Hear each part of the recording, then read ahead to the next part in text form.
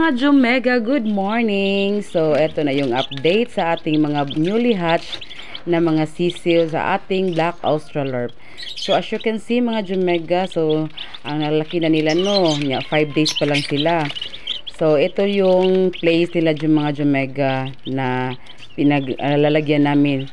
Nakailaw pa sila kasi ginawin pa sila, and then nag-change po kami ng cover sa kanilang kanang ilahang gibutangan kay yung mga ipot nila sa sobrang dami na kasi kumakain na sila ma-suffocate sila at kasi mainit to sa loob, so need natin silang linisin and para comfortable yung mga sisiyo natin.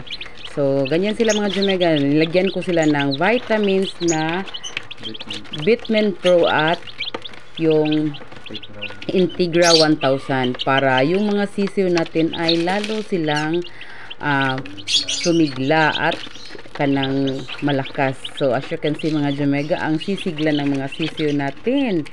So ayun lang sila mga Jomega, no. So yung ating mga bagong sisiw sa Black Australorp. So sa wakas kanang yung ginawa natin na pagkanang incubate. So mayroon na tayong mga bagong sisiw again and again. So ganyan lang mga Jomega ang process.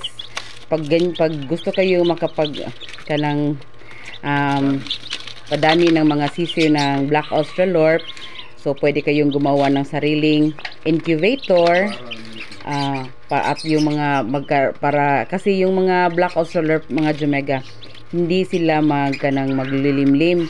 Ano lang sila, no, provide sila ng mga egg niya. Ikaw na mismo ang gumawa ng paraan para paano mo paramihin yung mga Black Australorp na magkaroon sila ng mga sisiw. So araw-araw yun mga Jomega, mangingitlog yun ang ating mga Black Australorp. So makasave ka kasi everyday sila mangingitlog at ang mamahal pa ng mga eggs ngayon. So sa market yung tag 10 pesos each. So pag may marami kang mga Black Australorp na mangingitlog, so super good ka makasave mga Jomega. So yun lang sa amin mga Jomega.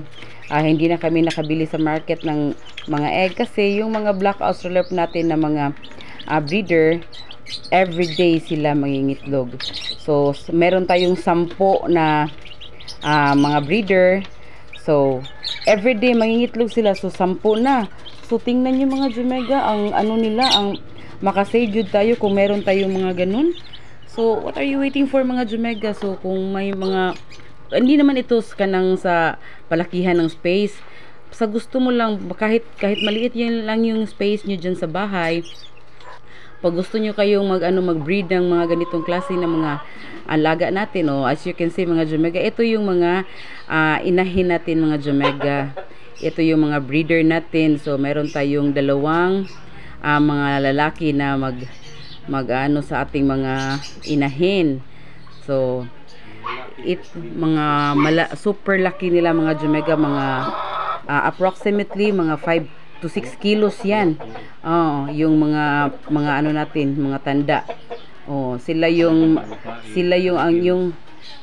mga babae, ang mga kilos sa ating mga babae para ang 3 kilos sila.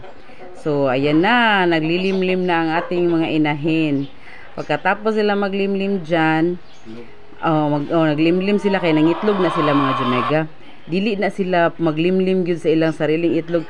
Pagkatapos sila mangitlog, iwanan na lang nila. So ikaw na mismo na magkuha sa kanila mga itlog kay sayang naman pag mabiyak. So maulam na yan. So ganyan lang mga Jomega ang update sa ating mga kanukis, no, sa ating mga chicken na Black Australorp. Super good organic ang kanilang mga egg.